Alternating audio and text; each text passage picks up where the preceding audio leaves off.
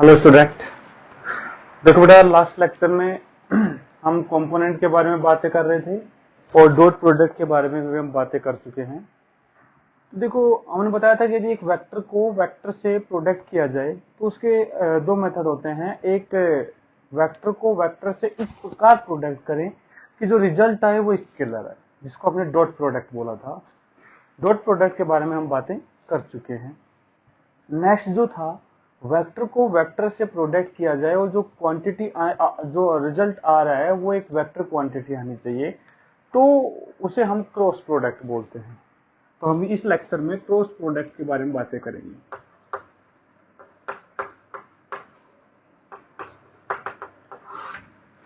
Cross product, vector product भी बोल देते हैं। तो देखो, इसको डिफाइन किया जाता है कुछ ऐसे। ये ए वेक्टर है, इसका हम क्रॉस कर रहे हैं बी वेक्टर के साथ। ये जो बीच में ये साइन है बेटा मल्टीप्लाई का, ये यहाँ पे क्रॉस प्रोडक्ट को रिप्रेजेंट करता है। तो A vector cross B vector जो है, इसको डिफाइन किया गया है magnitude of A vector, magnitude of B vector into sine theta. तो देखो, ये भी मैग्नीट्यूड है, ये भी मैग्नीट्यूड है, और ये भी एक ऐसी स्केलर क्वांटिटी है, तो स्केलर आएगा। लेकिन हमें वेक्टर चाहिए, तो इसके साथ एन कैप और लगाया जाता है। एन कैप एक यूनिट वेक्टर को रिप्रेजेंट कर रहा है यहाँ पे। तो ए क्रॉस बी हो गया A B sine theta N cap, where N cap जो है ये है unit vector perpendicular to the A vector and B vector, perpendicular to the A vector and B vector, and also plane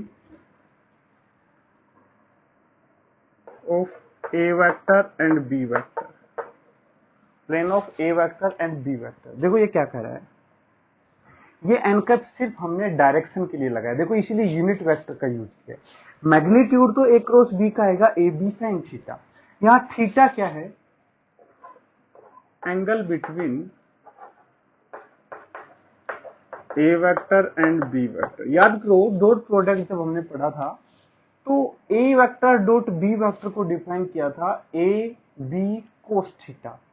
ऐसे यहां ए cross B जो है ये बताता है A B sine theta magnitude wise, और इसकी डायरेक्शन जो है बेटा एन कैप से रिप्रेजेंट किया जाता है। और एन कैप यहां बता रहा है कि ए वेक्टर, जिनका दो वेक्टर का हम क्रॉस प्रोडक्ट कर रहे हैं, उन दोनों ही वेक्टर के परपेंडिकुलर डायरेक्शन में एक ऐसी डायरेक्शन सेलेक्ट करनी है जो ए वेक्टर के भी परपेंडिकुलर हो और बी वेक्टर के भी परपेंडिकुलर हो। तो दोनों के परपेंडिकुलर, और फिर या कहें ए और बी का जो प्लेन है, देखो दो वेक्टर मिलकर के एक प्लेन बनाएंगे, उस प्लेन के ही परपेंडिकुलर हुआ तो वो ए के भी परपेंडिकुलर हो जाएगा और बी के भी परपेंडिकुलर हो जाएगा। ये हो जाएगा ए क्रॉस बी। अब देखो, इसकी डायरेक्शन निकालने के लिए देखो क्या किया जाता है। To find direction of A vector cross B vector, use right hand thumb rule। A cross B की डायरेक्शन फाइंड करने के लिए हम राइट हैंड थंब रूल का यूज करते हैं। अब ये राइट हैंड थंब रूल क्या होता है उसके बारे में देखते हैं। राइट हैंड थंब रूल,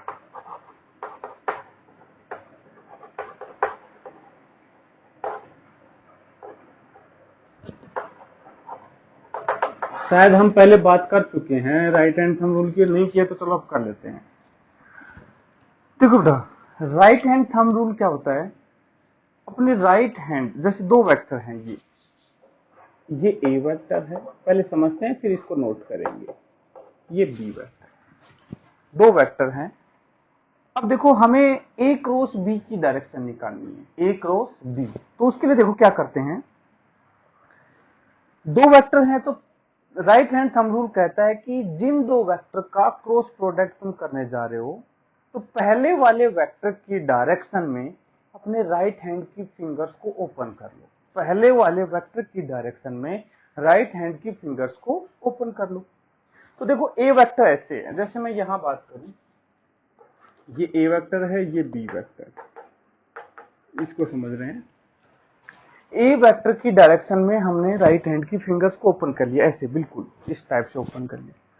और बी वेक्टर की डायरेक्शन में इनको रोटेट करना है, बी वेक्टर की डायरेक्शन में इनको रोटेट करना है। तो ऐसे था, बी वेक्टर ऊपर की तरफ है तो ऊपर की तरफ रोटेट करो, नीचे की तरफ होता तो देखो ध्यान रखना फिंगर्स को कभी ऐसे रोटेट मत करना अपोजिट डायरेक्शन में।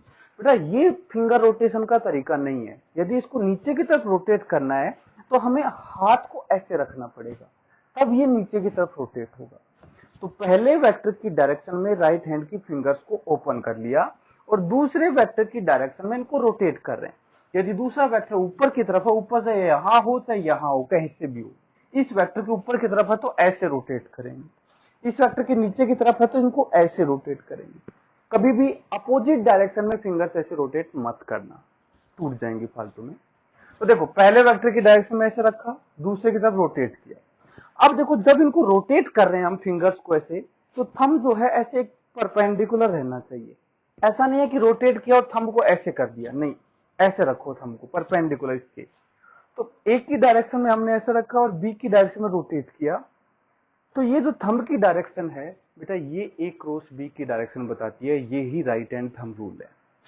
तो फिर से एक्सप्लेन करता हूं, पहले वेक्टर कोई भी ए या बी में से जो भी पहला वेक्टर है उसकी डायरेक्शन में राइट हैंड, ध्यान रखना राइट हैंड, इसलिए इसका नाम राइट हैंड थंब रूल है। लेफ्ट हैंड का यूज करोगे रिजल्ट उल्टे आएंगे, उसमें तुम्हारी गलती होगी। तो पहले वेक्टर की डायरेक्शन में राइट हैंड की फिंगर्स को ओपन कर लो, दूसरे वेक्टर की डायरेक्शन में रोटेट कर दो, तो ए क्रॉस बी की डायरेक्शन थंब की डायरेक्शन से दी जाएगी और थंब को हमेशा ऐसे इनके परपेंडिकुलर रखना है। तो यहाँ पे ए क्रॉस बी की जो डायरेक्शन है वो ऐसे आ गई बाहर की तरफ। आउटवर्ड को हम डॉट से दिखाते हैं, जब भी कोई डायरेक्शन इस प्लेन के, जैसे बोर्ड के प्लेन के बाहर की तरफ आएगी तो उसको हम डॉट से दिखाएंगे, और अंदर की तरफ जाएगी तो उसको हम क्रॉस से दिखाएंगे। तो ये जो डायरेक्शन है ऐसे ऐसे दिखाते हैं, डॉट डॉट बना के ऐसे सर्कल कर दिया, ये है A vector cross B vector, A vector cross B vector. कोई दिक्कत बेटा? A vector cross B vector की डायरेक्शन ऐसे बाहर की तरफ आ गई, आउटवर्ड, ये रिप्रेजेंट कर रहा है आउटवर्ड को। ठीक है बेटा, राइट हैंड थंब रूल समझ में आया होगा। तो सबसे पहले क्या करो, यहां तक नोट करो, राइट हैंड थंब रूल तक, ये मत लिखना अभी, पहले हम राइट हैंड थंब रूल लिखेंगे और उसके बाद में फिर हम इसको नोट करेंगे। तो नोट करो बेटा, स्क्रीन को पॉज करो, इसको नोट करो, लिख लिया होगा बेटा। अब देखो राइट हैंड थंब रूल में लिखेंगे बेटा, put your right hand fingers, put your right hand fingers in the direction of first vector, in the direction of first vector, bracket में लिख देंगे a वेक्टर, यहां मैंने उसको a बोला है, in the direction of first vector, और bracket में लिख देंगे a vector, and rotate fingers towards the b vector, towards the other vector, या second vector लिखो, sorry, towards the second vector, rotate fingers towards the second vector, और second vector के bracket में लिखेंगे b वेक्टर, मतलब first vector हमने यहाँ a vector को बोला है और सेकंड वेक्टर हमने यहाँ b वेक्टर को बोला है। Rotate towards the second vector, bracket में b vector, then direction of thumb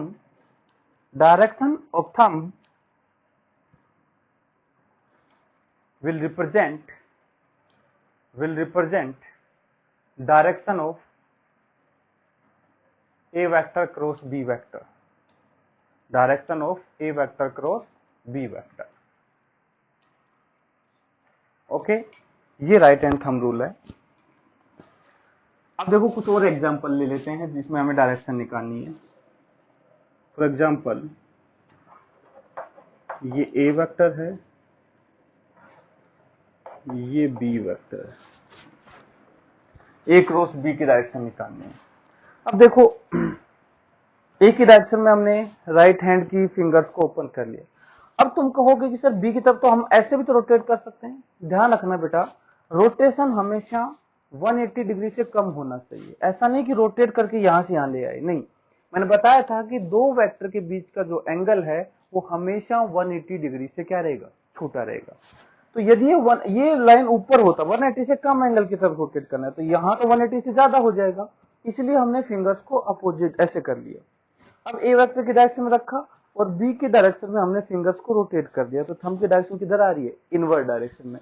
तो इसका मतलब ए क्रॉस बी की जो डायरेक्शन आएगी वो इनवर्ड आएगी, और ऐसे क्रॉस से दिखाया जाएगा, ये आएगा ए वेक्टर क्रॉस बी। ठीक है, जैसे एक एग्जांपल और ले लेते हैं। ये ए वेक्टर है और ये बी वेक्टर है। ध्यान रखना, ए वेक्टर ये है, बी वेक्टर देखो डॉट से रिप्रेजेंट किया है। डॉट का मतलब इस प्लेन के बाहर की तरफ आ रहा होगा बी वेक्टर। हमें ए क्रॉस बी फाइंड करना है। एक बार सब लोग ट्राई करके देखो ए क्रॉस बी कैसे आएगी।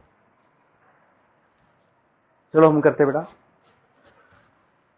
पहले राइट हैंड की फिंगर्स को ए वेक्टर की डायरेक्शन में रख दिया, कोई दिक्कत। अब बी वेक्टर है बेटा बाहर की तरफ। अब ना इसको हमें ऐसे घुमाना है, ना ही हमें इसको ऐसे घुमाना है, बाहर की तरफ। अब देखो कुछ लोग क्या करेंगे, बाहर की तरफ इसको ऐसे रोटेट करने की कोशिश करेंगे जबरदस्ती। नहीं बेटा, ऐसा नहीं करना है, ऐसे फालतू में तोड़ लोगे हाथ को। तो अपने हाथ को एडजस्ट कर लो इससे अच्छा। अब यदि हमें बाहर की तरफ रोटेट करना है तो हाथ को ऐसे एडजस्ट कर लो ना। देखो ऐसे एडजस्ट कर लिया। अब देखो बाहर की तरफ रोटेट करना आसान हो गया। यदि अंदर की तरफ रोटेट करना होता तो हाथ को ऐसे एडजस्ट कर लेते, अंदर की तरफ रोटेट हो जाता। तो ए वेक्टर की डायरेक्शन में ऐसे रखो और बी वेक्टर की डायरेक्शन में रोटेट करो, तो देखो थंब की डायरेक्शन क्या आ रही है, डाउनवर्ड डायरेक्शन में। तो सिंपल सी बात है, ए क्रॉस बी की डायरेक्शन किधर आ जाएगी, डाउनवर्ड डायरेक्शन। ए वेक्टर क्रॉस बी वेक्टर। कोई दिक्कत बेटा इसमें? तो इस टाइप से हम ए क्रॉस बी की डायरेक्शन इजीली निकाल सकते हैं राइट हैंड थंब रूल का यूज करके। और ये काम की चीज है, डायरेक्शन हम ऐसे ही निकालने हैं। अब देखो ऑब्जर्व करने वाली चीज क्या है यहाँ पे। देखो ए वेक्टर और बी वेक्टर, हमने एक बात लिखी कि एन कैप जो है वो ए के भी परपेंडिकुलर होगा, बी के भी परपेंडिकुलर होगा, और plane of A vector and B vector, जिस प्लेन में ए और बी दोनों वेक्टर हैं उसके भी परपेंडिकुलर होगा। चेक करते हैं, चलो। ए क्रॉस बी इसमें बाहर की तरफ आया है। अब बेटा जो ये आउटवर्ड डायरेक्शन है ऐसे, चेक करते हैं क्या ये ए के परपेंडिकुलर है। बेटा देखो ए ऐसे है और बी इसके परपेंडिकुलर तो है। बी ऐसे, सॉरी बी नहीं, ए क्रॉस बी, बी वेक्टर ऐसे है, ये भी इसके परपेंडिकुलर है। मतलब ए क्रॉस बी ध्यान से देखो, ए के भी परपेंडिकुलर है और बी के भी परपेंडिकुलर है। और ए और बी को रखने वाला प्लेन ये बोर्ड का प्लेन है बेटा, और ध्यान से देखो बोर्ड के प्लेन के भी परपेंडिकुलर। इसलिए हमने कहा कि दोनों वेक्टर के भी परपेंडिकुलर होगा और उस प्लेन के भी परपेंडिकुलर होगा। ऐसे देखो इसमें भी ये है, इसमें भी इनवर्ड डायरेक्शन में तो परपेंडिकुलर होगा। इसमें और चेक करते हैं, इसमें ए वेक्टर ऐसे है, बी वेक्टर बाहर की तरफ, तो ए क्रॉस बी नीचे की तरफ है। तो देखो ए वेक्टर ऐसे है और ये नीचे की तरफ 90 डिग्री एंगल बन गया। बी वेक्टर ऐसे आउटवर्ड डायरेक्शन में है और ए क्रॉस बी नीचे की तरफ है, तो ये भी एंगल देखो 90 डिग्री बन जाएगा। ए और बी का प्लेन कौन सा है? अब बोर्ड वाला जो प्लेन है बेटा ए और बी का प्लेन नहीं है, क्योंकि ए वेक्टर ऐसे है, बी तो इसके परपेंडिकुलर है। तो ये जो प्लेन है बेटा ये ऐसा आएगा, हॉरिजॉन्टल प्लेन, ऐसा ऐसा प्लेन आएगा। तो देखो ए क्रॉस बी इसके परपेंडिकुलर हो गया या नहीं हो गया। इसका मतलब जो क्रॉस प्रोडक्ट की डायरेक्शन आएगी ए क्रॉस बी, वो हमेशा ए वेक्टर बी वेक्टर और उनके प्लेन के परपेंडिकुलर आएगी। तो इसको अपन नोट करके बाद में लिखे भी गए, पहले ये कुछ डायरेक्शन बना लो बेटा।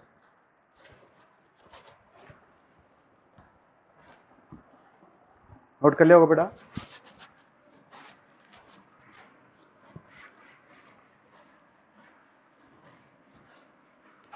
तो देखो अब एक नोट लिखेंगे, नोट।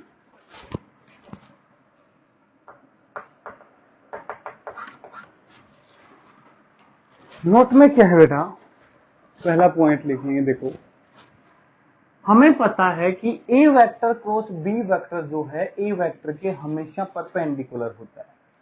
इसका मतलब देखो, याद करो मैंने बताया था डॉट प्रोडक्ट में यदि दो वेक्टर एक दूसरे के परपेंडिकुलर हैं तो उनका डॉट प्रोडक्ट जो है डॉट प्रोडक्ट वो 0 आएगा, क्योंकि कोस थीटा देखो 90 होते ही कोस 90 जो है वो 0 बन जाता है।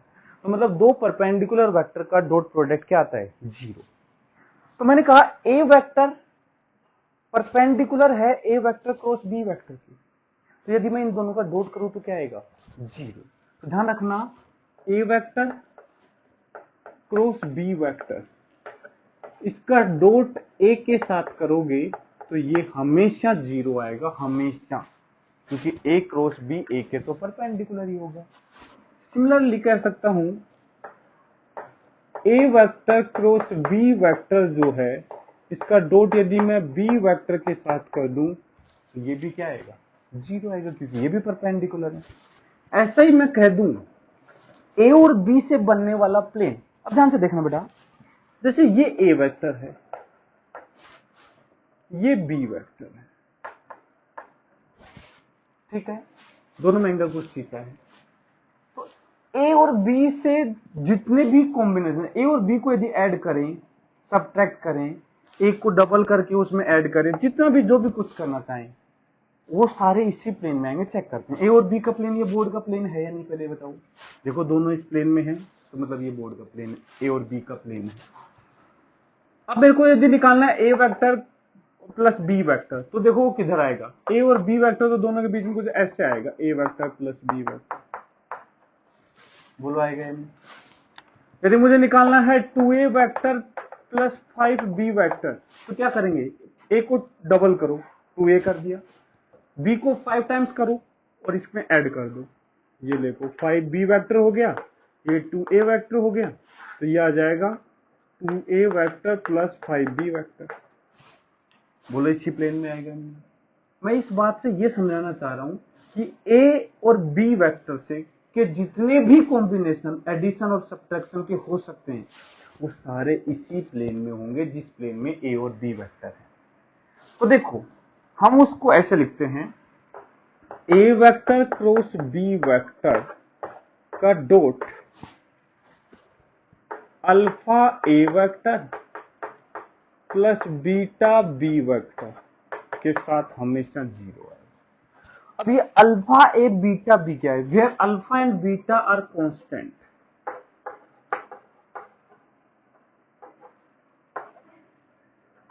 अल्फा बीटा जो बेटा है कांस्टेंट है, जैसे 2a प्लस 5b जहां अल्फा हो गया 2 और बीटा हो गया 5, ऐसे कुछ और भी हो सकता है, प्लस हो सकता है, माइनस भी हो सकता है, अल्फा बीटा नेगेटिव भी हो सकते हैं, कुछ भी हो सकते हैं, लेकिन स्केलर कांस्टेंट है ये।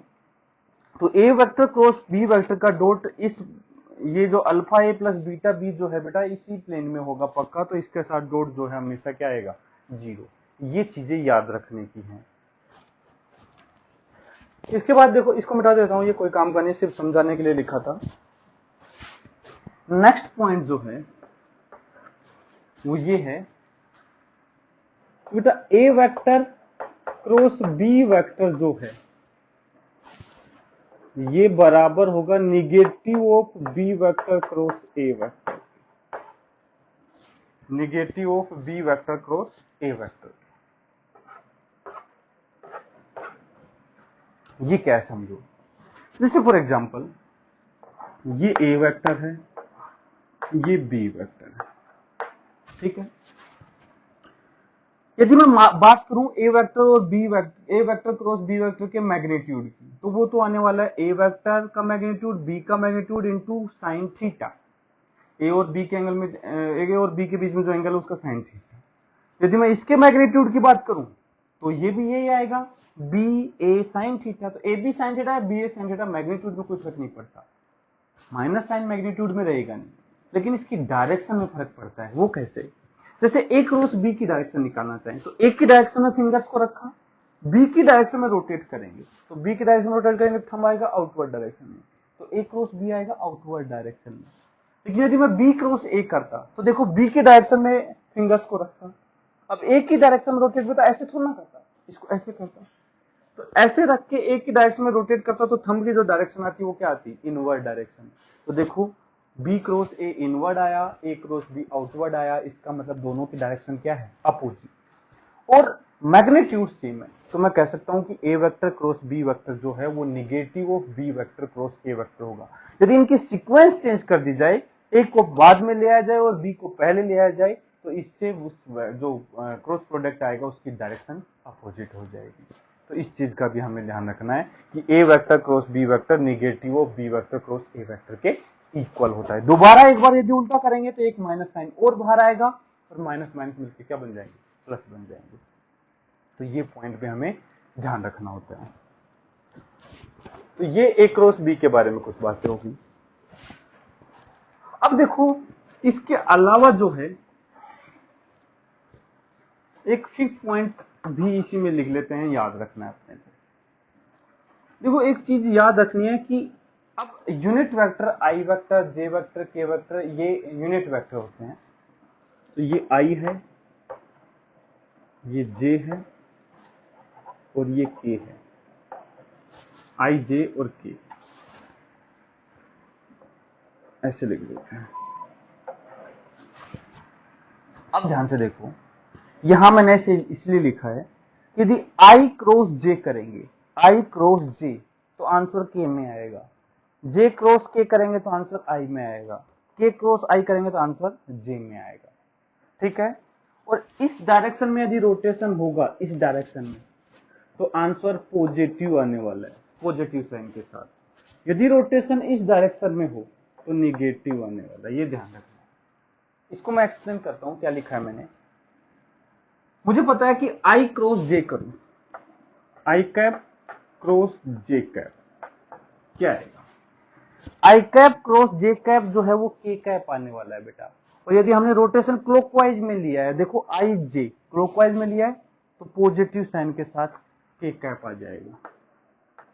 लेकिन इसी जगह आई क्रॉस के करता, आई कैप क्रॉस के कैप, तो देखो आई के किया तो जे आएगा, लेकिन अपोजिट डायरेक्शन में रोटेट किया, देखो आई के जे, तो कैसे डायरेक्शन है, एंटी क्लॉकवाइज, तो निगेटिव साइन के साथ ये आ जाएगा माइनस जे कैप। ये याद रखने का तरीका है बेटा। एक्चुअल में बेटा एक्स वाई जेड डायरेक्शन देखो ऐसे होते हैं, ये आई कैप डायरेक्शन है, ये जे कैप डायरेक्शन है और ये के कैप डायरेक्शन है। यूनिट वेक्टर की बात हो रही है यहाँ पे। तो देखो ऐसा क्यों कि आई क्रॉस जे के क्यों आया, चलो राइट हैंड थंब रूल से निकाल लेते हैं। एक्स वाई जेड डायरेक्शन तो ऐसी होती है ना बेटा। तो देखो आई क्रॉस जे, आई इधर है जे इधर है, तो पहले वेक्टर के डायरेक्शन में फिंगर्स को रखा, दूसरे की डायरेक्शन में रोटेट किया तो थंब की डायरेक्शन कैसे आ गई, आउटवर्ड डायरेक्शन। तो देखो वही डायरेक्शन की कहती है। ऐसा देखो ये बात ध्यान रखने वाली है कि जैसे हम एक्स वाई जेड डायरेक्शन मानते हैं, तो एक्स एक तरफ मान लिया, मान लो एक्स हमने ऐसे मान लिया, तो वाई हम इसके परपेंडिकुलर मान लेते हैं ऐसे। तो जेड डायरेक्शन हमारी मर्जी से नहीं मानते, एक्स ये है वाई ये है, तो जेड देखो फिक्स हो चुका है, आउटवर्ड डायरेक्शन ही होगी जेड की। यदि हम सोचे कि इन दोनों के परपेंडिकुलर अंदर की तरफ पॉजिटिव मान लें तो वो गलत हो जाएगा। क्यों, क्योंकि उसकी डायरेक्शन हम क्रॉस प्रोडक्ट के हिसाब से डिफाइन करते हैं। यदि आई एक्स और वाई डायरेक्शन ये हैं तो जेड डायरेक्शन आउटवर्ड ही माननी पड़ेगी, इनवर्ड डायरेक्शन में नहीं मान सकते। ये कोऑर्डिनेट सिस्टम के रूल्स हैं बेटा। ऐसे फॉर एग्जांपल यदि मैं कहूं कि आई एक्स इधर है, एक्स किसी भी डायरेक्शन में मान सकते हैं, हमारी मर्जी, हमें कोऑर्डिनेट एक्सिस लेने की छूट है, हम किसी भी डायरेक्शन में एक्स डायरेक्शन को ले सकते हैं। अब जब y की बात आती है तो y के लिए क्या कंडीशन होती है कि वो हमेशा x डायरेक्शन के परपेंडिकुलर होगा। अब परपेंडिकुलर किधर भी हो सकता है, ऊपर भी हो सकता है, नीचे भी हो सकता है, बाहर भी हो सकता है, अंदर भी हो सकता है, कैसे भी। इस x के परपेंडिकुलर जो ये प्लेन है इसमें कैसे भी हो सकता है। मैंने कहा सपोज नीचे मान लिया y, मैंने इधर मान लिया, तो x और y इधर मान लिया, तो अब z हम बाहर की तरफ अपनी मर्जी से नहीं मान सकते। z जो है इन दोनों के परपेंडिकुलर होगा और क्रॉस प्रोडक्ट की डायरेक्शन के हिसाब से निकालना पड़ेगा। तो देखो x इधर है और y की तरफ फिंगर्स को रोटेट किया तो z डायरेक्शन जो है वो इनवर्ड डायरेक्शन में आएगी, तो हमें क्रॉस करके z को मानना पड़ेगा। यदि हम x को ऐसे लेते, y को ऐसे लेते, तो z जो है डॉट करके आ जाता z। तो कोऑर्डिनेट एक्सिस में भी हमें ध्यान रखना होता है, लेकिन ये अज्यूम करते हैं, मैथमेटिक्स में अच्छे से पढ़ लोगे तुम, बाकी हमें जो क्रॉस प्रोडक्ट में ध्यान रखना वो ये है कि आई जे के एक सर्कल में एज्यूम करने हैं। यदि हम क्लॉकवाइज रोटेशन में लेते हैं, देखो इन दोनों का क्रॉस करेंगे तो ये आएगा, इन दोनों के से ये आएगा, इन दोनों के से ये आ जाएगा। क्लॉकवाइज में पॉजिटिव आएंगे, एंटी क्लॉकवाइज में नेगेटिव आएंगे। जैसे फॉर एग्जांपल को सोल्व करते हैं, यदि हमसे पूछा जाता जे कैप क्रॉस के कैप, तो हम कहते हैं जे के, आई आ जाएगा और वो भी पॉजिटिव साइन के साथ। यदि हमें लिखा होता सपोज जे कैप क्रॉस आई कैप, तो एंटी क्लॉकवाइज माइनस जे कैप, ऐसे कर। जैसे क्वेश्चन करें, जरूर नहीं है जे के ऐसे मिलेंगे, ऐसा मिल सकता है -2i क्रॉस 5j, बताओ क्या होगा। -2i cross 5j। अब देखो जो कांस्टेंट हैं उनको तो अलग से मल्टीप्लाई कर लो, तो यहां है -2, माइनस के साथ ले लो 2 को, -2 और 5 को मल्टीप्लाई करोगे तो -10 आने वाला है, -10 तो लिख दिया। अब i क्रॉस j, तो ये तो क्या आएगा ना, तो क्लॉकवाइज है तो पॉजिटिव आएगा। ठीक है,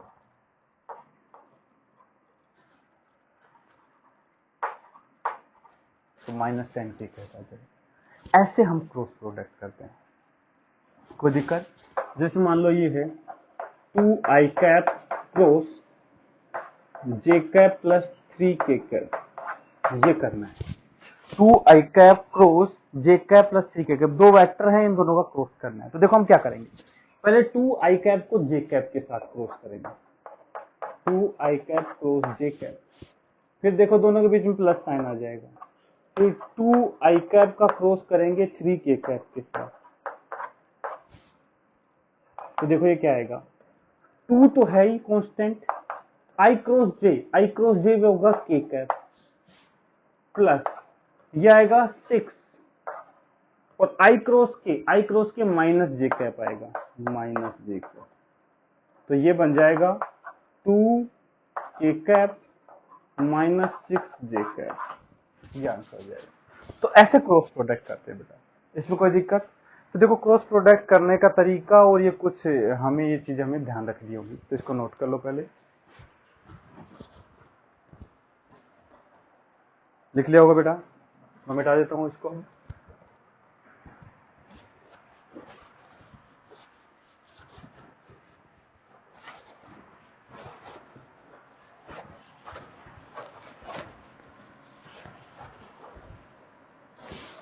अब देखो इसके आगे कंटिन्यू करते हैं। तो जैसे हमने देखा क्रॉस प्रोडक्ट में हमें पूरा ध्यान रखना पड़ता है, तो अब इसका एक शॉर्टकट मेथड भी बना रखा है। तो जब हमें जैसे नोट में या लिख सकते हैं इसको, जैसे हमें ए वेक्टर दे रखा है axi ayj azk, B vector दे रखा है bxi byj bzk, तो ए क्रॉस बी निकालना है, A vector cross B vector, तो हम कहेंगे axi ayj azk का क्रॉस करेंगे bxi byj bzk, दोनों का क्रॉस करना। तो देखो तरीका तो क्या है, पहले ax को इससे करो, फिर इससे करो, फिर इससे करो, फिर ay को तीनों से करो, फिर az को तीनों से करो क्रॉस, जैसे अभी हमने किया था उसको सोल्व करके पूरा आंसर दिखा। एक तरीका तो ये है, लेकिन वो काफी लेंथी हो जाएगा, क्योंकि देखो एक टर्म यदि तीनों से होगी तो टोटल 9 टर्म्स आ जाएंगी और उनको सोल्व करना थोड़ा लेंथी पड़ सकता है। तो इसके लिए मेथड क्या बना रखा है, इसको हम ऐसे लिखते हैं डिटरमिनेट के फॉर्म में, ठीक है। तो डिटरमिनेट क्या होता है, देखो ध्यान से, ऊपर वाली जो लाइन है इसमें हम हमेशा लिखते हैं आई कैप जे कैप के कैप, हमेशा आई कैप जे कैप के कैप सीधा लिखते हैं। अब देखो रो है ये, अब दो ये वाली दो रो हैं, इसमें हम ए वेक्टर और बी वेक्टर के कोफिशिएंट लिखने वाले हैं। तो ध्यान से देखना, पहला जो वेक्टर है वो यहां आएगा, ठीक है, पहला वेक्टर है ए वेक्टर, तो x के नीचे तो x रख देंगे, तो यहां तो ax आ जाएगा, वाई वाले टर्म को वाई जे कैप के, जे वाली को जे के और के वाली को के नीचे लिखेंगे, ध्यान रखना, ए वाई ए जेड। यदि इनमें से आई जे के में कोई का कोफिशिएंट जीरो है, जैसे मान लो ए वाई जीरो है तो कोई बात नहीं, यहाँ जीरो लिखेंगे। यदि जे का कोफिशिएंट नहीं है तो कोई बात नहीं, उसको जीरो ही लिखेंगे। ऐसे ही दूसरा बी वेक्टर, तो यहां लिखूंगा B X B Y B Z, B X B Y और बी जेड, ये ए क्रॉस बी आएगा। इसको बोलते हैं डिटर्मिनेंट। अब इसको सोल्व करने का भी एक मेथड होता है, वो मेथड क्या है देखो। सबसे पहले हम यहां इसके ऊपर साइन लगाएंगे, प्लस से स्टार्ट करेंगे, plus minus plus, plus minus plus, पहले प्लस फिर माइनस फिर प्लस। अब देखो इस आई कैप के साइन को हम प्लस के साथ लेंगे, इस जे कैप को माइनस के साथ लेंगे, के कैप को प्लस के साथ, सिर्फ इस वाली लाइन की बात होगी। तो देखो सबसे पहले आई कैप को सिलेक्ट किया जाता है, तो ऐसे जब आई कैप को सिलेक्ट कर रहे हैं तो इस वाले, देखो ध्यान रखना, ये जो है इस वाले कॉलम को और इस वाली रो को एक साथ सिलेक्ट कर लेंगे ऐसे। ये तो है रो और ये है कॉलम, 3 कॉलम है और ऐसे 3 रो हैं, 3 इंटू 3 की मैट्रिक्स बोलते हैं। ये जो मैट्रिक्स और डिटरमिनेंट है तुम अच्छे से पूरे आगे पढ़ने वाले हो तुम मैथमेटिक्स में, लेकिन अभी के लिए समझो कि ये जब आई कैप को लिख रहे हैं तो इन दोनों को हम छुपा लेंगे, इस कॉलम को और इस वाली रो को। तो देखो यहां हम लिख रहे हैं इसको आई कैप के साथ, इन दोनों को छुपा लिया तो ये 4 बच गए। जब ये 4 बचेंगे तो देखो हमें क्या करना है, इस वाले को इससे मल्टीप्लाई करना है, फिर इस वाले को इससे मल्टीप्लाई करना है। देखो ऐसे रोटेट करना है, इस वाले को इससे माइनस इस वाले को इससे, माइनस साइन के साथ, A Y B Z minus B Y A Z. बात समझ में आ रही है? ये रखना है बेटा अच्छे से ऐसे ही। तो आई कैप लिखा, प्लस साइन के साथ था, प्लस साइन के साथ लिख दिया। तो इसको इससे करो, A Y B Z minus B Y A Z, ठीक है। नेक्स्ट प्लस, ये माइनस साइन के साथ आएगा तो ये लिखेंगे माइनस जे कैप। अब जब हमने जे को सिलेक्ट किया तो इस ये जो जे है ये रो है ये वाली और कॉलम है ये वाला, ये कॉलम है और ये रो है, इन दोनों को सिलेक्ट कर लिया तो इसको छुपा लिया, इसको छुपा लिया। अब 4 लेटर ये बच गए, A X A Z B X B Z. तो अब देखो इसको इससे करेंगे, जैसे हमने इसमें ऐसे रोटेट किए हैं ऐसे इसमें रोटेट करेंगे, तो इसको इससे मल्टीप्लाई करेंगे माइनस इसको इससे मल्टीप्लाई करेंगे, रोटेशन सेम आने वाला है। तो देखो ए एक्स को बी जेड, इन दोनों को तो छुपा ही लिया बेटा, तो ये 4 बच गए हैं, इनको मल्टीप्लाई करना है। तो देखो A X B Z minus B X A Z, फिर आएगा प्लस साइन के साथ के कैप। और जब के कैप को सिलेक्ट किया तो इन दोनों को छुपा लिया हमने ऐसे, अब बच गए 4। तो इसको इससे करेंगे फिर इसको इससे करेंगे माइनस साइन के साथ, तो A X B Y minus B X A Y, ऐसे पूरा टर्म निकल के आएगी। अब देखो इसको करने के लिए लोग क्या क्या करते हैं, एक तरीका तो इन 9 टर्म्स को रखो, मैं तो ये कहूंगा वो मत करना, वो बहुत लेंथी है। दूसरा कुछ लोग क्या करते हैं, कुछ लोग कहते हैं सर हम तो रट सकते हैं, तो ठीक है इसको रट लो। मैं तो ये भी कहूंगा ये भी सही तरीका नहीं है, वो आंसर आ जाएगा लेकिन याद रहे ना रहे, लेकिन ये डिटरमिनेंट सोल्व करना है, ये आना चाहिए हमें। ये इन दोनों को छुपा लिया, इनका मल्टीप्लिकेशन कर दिया, इन दोनों को छुपाया तो इनका मल्टीप्लिकेशन कर दिया, इन दोनों को छुपाया तो इनका मल्टीप्लिकेशन कर दिया। सेम प्रोसेस है, प्लस माइनस प्लस पहले ही नोट कर लिया और उसी के साइन के साथ हमने यहाँ पे लिख दिया। ऐसे क्रॉस प्रोडक्ट किया जाता है। तो कभी भी ऐसे क्रॉस प्रोडक्ट आए, यदि लेंथी आ रहा है तो उसको इस टाइप से सोल्व कर सकते हैं। यदि सिंपल है आई कैप का 2 J cap plus 3 K cap के साथ करो तो सिंपल सीधा भी सोल्व कर सकते हो, उसमें कोई दिक्कत वाली बात नहीं, उसमें टर्म्स कम होंगी। तो पहले इसको नोट करो, फिर एक एग्जांपल के थ्रू हम समझते हैं। लिख लिया होगा बेटा?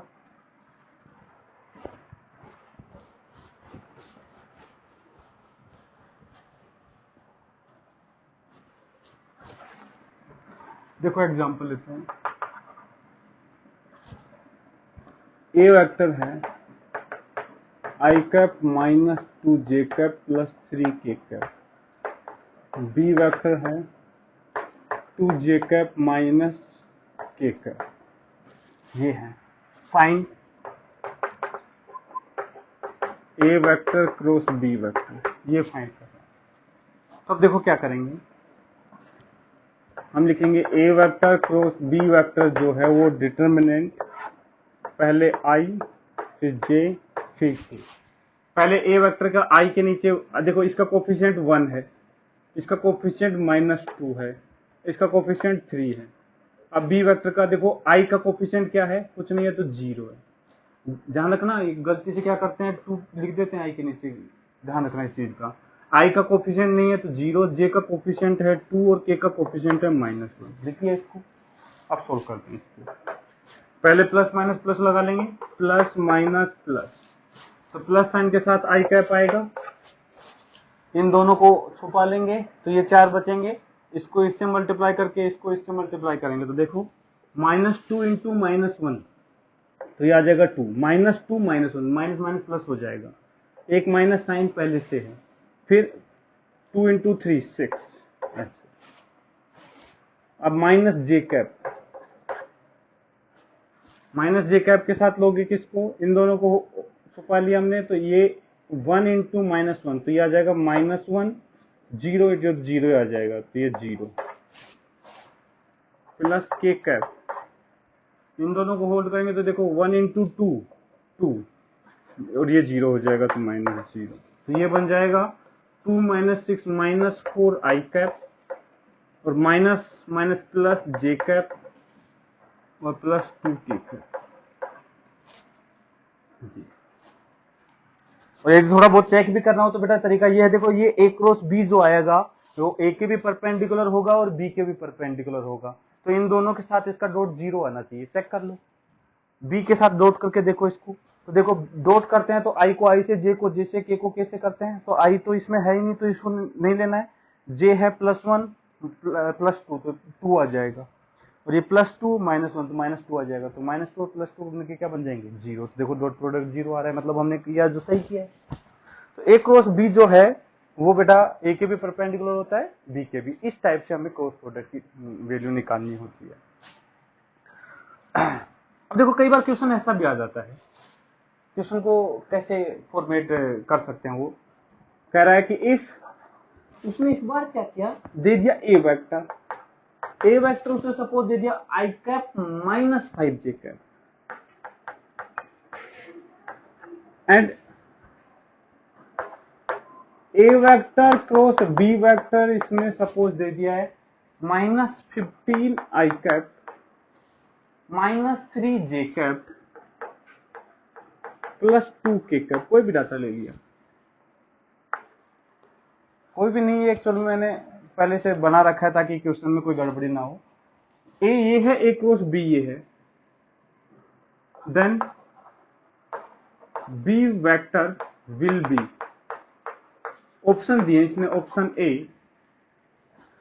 ए दे दिया suppose I cap +2 J cap -K cap, option B 2 J cap +3 K cap, option C कुछ भी ले लेते हैं आई cap -3 K cap, option D 5 आई कैप के कैप। ऐसे कुछ भी ले लिए, हमें बताना है कि कौन सा हो सकता है अपने ऑप्शन में किसी में गड़बड़ भी आ जाए, चेक कर लेंगे, वो तो सोल्व करेंगे सर। अब ऐसे क्वेश्चन कैसे करेंगे, यदि हमें ए देता, बी देता, ए क्रॉस बी पूछता तो मैं इजीली बता देता, लेकिन इसने ए दे दिया, ए क्रॉस बी दे दिया और बी पूछ लिया, तो ऐसा क्वेश्चन को हम वैसे तो सोल्व नहीं कर सकते, लेकिन एक ट्रिक है, वो क्या, हमें पता है, वी नो दैट कि जो ए क्रॉस बी है वो ए के परपेंडिकुलर होगा, वो तो ठीक है, इसका डॉट 0 होगा, वो है बी, वो देगा क्वेश्चन कुछ हिसाब से, लेकिन वो बी के भी तो परपेंडिकुलर होगा, इसका मतलब ए क्रॉस बी का जो डॉट है बी के साथ वो क्या होना चाहिए 0। We know that A vector cross B vector dot B vector will be 0। तो जिस ऑप्शन के साथ इन दोनों का डॉट 0 बैठ रहा है वही आंसर होगा। अब यदि एक से ज्यादा के साथ बैठ जाए तो किस्मत है, फिर उसमें तो देखो बेटा पूरा उस ऑप्शन को इस एक के साथ लेके क्रॉस करके पूरा चेक करना पड़ेगा, वो ऐसा क्वेश्चन देगा भी नहीं। यदि वो ऐसा कुछ पूछेगा तो वो यही चाहेगा कि तुम डॉट करके देखो, किसी एक के साथ डॉट 0 बैठ जाएगा और वो आंसर हो जाएगा। चलो चेक करते हैं, पहले ऑप्शन के साथ डॉट चेक करते हैं। ए क्रॉस बी, इन दोनों का डॉट करो बेटा, तो -15 और -6 और -2, ये तो 0 आने वाला नहीं है, पहला ऑप्शन नहीं हो सकता। दूसरा ऑप्शन -15 का इससे नहीं करना है, आई कैप है ही नहीं इसमें। -3 + 2 -6 और ये +6, देखो ये बैठ गया, ये 0 हो जाएगा, क्योंकि देखो -15 आई कैप -3 जे कैप +2 के कैप का डॉट जो है वो 2 जे कैप +3 के कैप के साथ करेंगे तो 0 ही आएगा। अब ये मत बोलना सर ये ऑप्शन नहीं दे रखे होते, बेटा ऑप्शन देने ही पड़ेंगे उसको इस केस में, अदरवाइज तो फिर नहीं कर पाएंगे सोल्व, ऐसे ऐसे नहीं बता पाएंगे। सी के साथ देखें तो देखो i -15 और k -6, ये भी नहीं आएगा।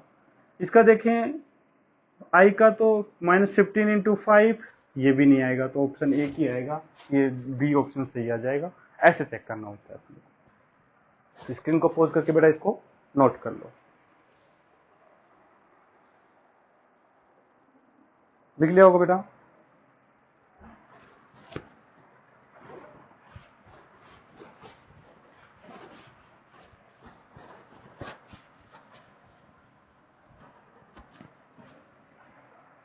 अब देखो कुछ नोट लिखेंगे बेटा,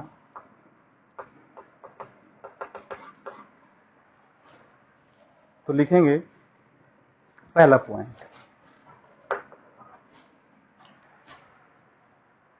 देखो कभी यदि हमें वेक्टर फॉर्म में ट्राइंगल दे रखा है, जैसे ट्राइंगल के तीनों कोऑर्डिनेट वर्टेक्स दे रखे हैं, उससे हम 2 वेक्टर निकाल सकते हैं, तो उस केस में उसका एरिया कैसे निकालेंगे, लिखेंगे if a vector and b vector, if a vector and b vector represent a vector and b vector represent two adjacent sides of a triangle,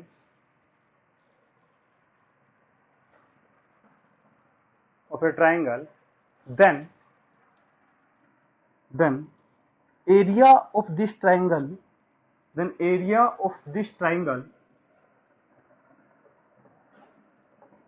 will be equal to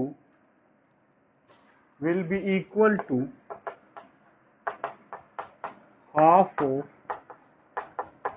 a vector cross b vector, ऐसे half of A vector cross B vector, और ये magnitude लगाना है A vector cross B vector का magnitude. देखो बेटा जैसे ये ए वेक्टर है, 2 एडजेसेंट साइड है, दूसरी ये है, और इस ये वाली साइड ये बी वेक्टर है, तो इस ट्राइंगल का जो एरिया आएगा वो आएगा half of A vector cross B vector, ये ध्यान रखना अपने को। दूसरा ये बना लो डायग्राम पॉज करके, दूसरा पॉइंट लिखेंगे, if a vector and b vector are two adjacent sides of a parallelogram,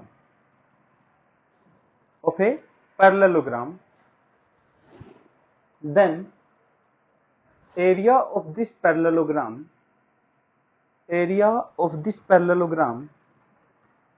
will be equal to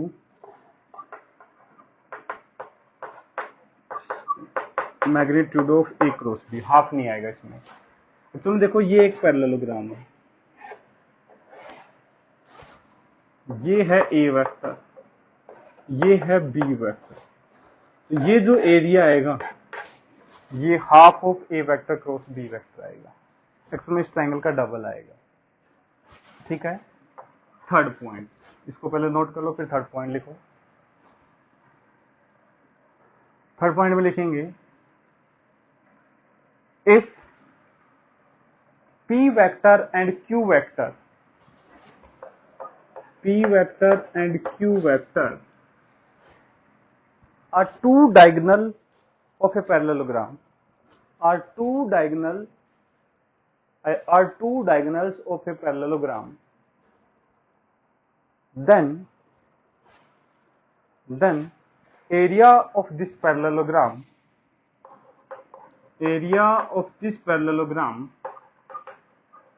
will be equal to half of magnitude of p vector cross q vector. ऐसे simple सी बात है बेटा,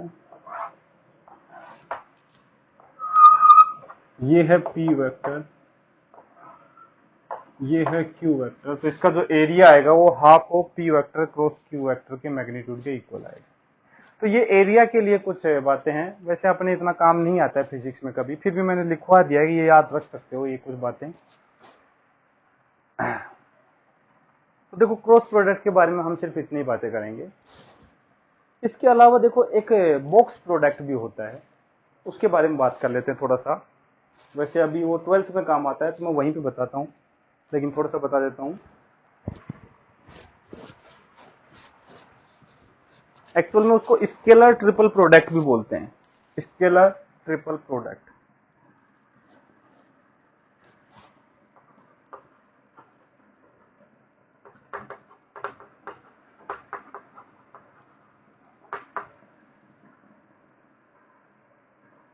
इसको box product बोलते हैं। ये होता है देखो क्या, A vector cross B vector dot C vector, ये होता है बॉक्स प्रोडक्ट। तीन वेक्टर का प्रोडक्ट है, दो का क्रॉस किया फिर एक के साथ डॉट किया, A vector cross B vector dot C vector, ये बॉक्स प्रोडक्ट होता है। जैसे let A vector is equal to ax i ay j az k, b vector will be equal to bx i by j bz k, c vector is equal to cx i cy j cz k। ठीक है, तो a vector cross b vector dot c vector. तो देखो यदि इसको निकालना है ना, तो एक तरीका तो ये है कि पहले a क्रॉस b निकाल लो, फिर उसका c के साथ डॉट कर दो, ये निकालना है। इसके लिए कोई नई चीज की जरूरत नहीं है, इसलिए मैं इसको बता नहीं रहा कि पहले इन दोनों का क्रॉस कर लो, c के साथ उसका डॉट कर दो, आंसर आ जाएगा। लेकिन इसको निकालने का एक सीधा तरीका भी है, वो क्या है, डिटरमिनेंट बना के है बेटा। जैसे हमने क्रॉस प्रोडक्ट के लिए ऊपर आई जे के लिखा था, यहाँ ऐसा नहीं करेंगे हम, यहाँ पे तीनों वेक्टर, पहला दूसरा तीसरा, तीनों वेक्टर की तीन रो बना देंगे। तो देखो पहला वेक्टर के लिए लिख देंगे A X A Y A Z, दूसरा B X B Y B Z, तीसरा C X C Y C Z. और वापस से सोल्व वैसे करेंगे सेम, प्लस माइनस प्लस। तो देखो सोल्व क्या करेंगे, पहले प्लस साइन के साथ ए एक्स को लेंगे और मल्टीप्लाई में लिखेंगे इनको, तो यह आ जाएगा B Y C Z minus C Y B Z, ठीक है, plus sorry minus A Y, इन दोनों को हाइड कर देंगे तो ये आएगा B X C Z minus C X B Z plus A Z, इसके साथ आएगा B X C Y minus C X B Y.